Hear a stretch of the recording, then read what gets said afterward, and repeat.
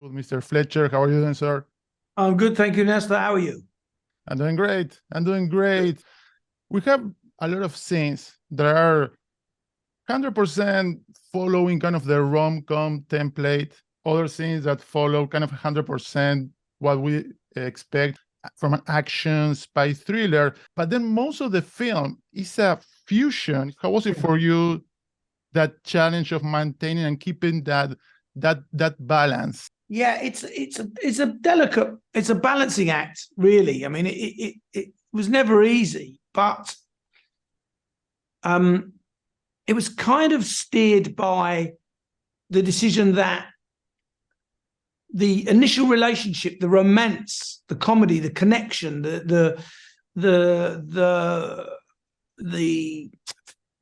heat between those two characters was genuine and it feels real. And so that when we watch the beginning, we feel invested in wanting to see them together, because they sort of hit it off and they flirt and it's twinkly and nice. And then misunderstanding happens and we go, oh no.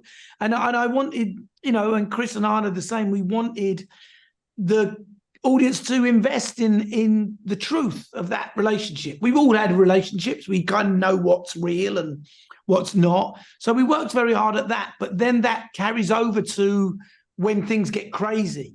Mm-hmm. We wanted to still feel that Chris's reaction to the crazy world was real, that he would be ill-equipped to deal with that. If I was in a bus being driven down a hill by a spy, I would be hiding under the seat. That's the normal reaction.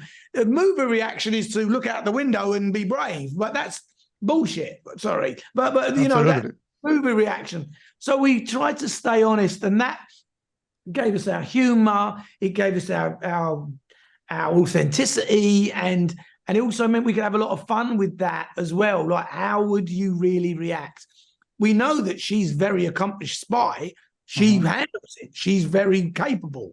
He's not. And that's the fun of it. And we sort of stayed as true to that. And that kind of gives us that balance, I think. Chris Evans and Armas, they have worked together. Did that give you kind of a shortcut or shorthand in that term? Is that, okay, you don't have to build some kind of trust or from some kind of chemistry from scratch, or every movie you're always starting from a blank slate? A lot of the cast you're building from a blank slate, and it's how you build that world, because you're building a world with those actors and those characters. Chris and Anna do have this great relationship already, and they're great friends. And the real joy of Chris and Anna is that they make each other laugh. They sit in the corner laughing about, I don't know what they're laughing about, but they are always happy, always love, making jokes, dancing around, talking. I'm trying to direct something, I'm going to come back. I say, you ready? They're like, yeah, we're great. I say, okay, I'm going to do a love scene. I want to do a love scene. And they're like, oh, they think it's fun. That wasn't originally in the script, but I thought it was important that we see them physical and being together. And they were like, yeah, okay, that makes sense. That have great friends, but they can separate the work and the friendship, but it also benefits the acting. So I just exploited good friendship and then put them on screen together. Apologies for bringing up the Sherlock Holmes 3 thing, but we have been waiting for many years. So I have to ask you, is Robert Downey Jr. ghosting you? That's a good question. Yes. Yes, he is. But I do need to phone him. I do need to send him a message for him to ghost me. I mean, the last time I saw him was great, but if I send him a message and he doesn't answer, then yes, he's ghosting me. I'll have to send him a message. No, he's very busy. I mean, I would love to do it, and he would. I think it's about schedules and stuff like that. It's just awesome. The way it is.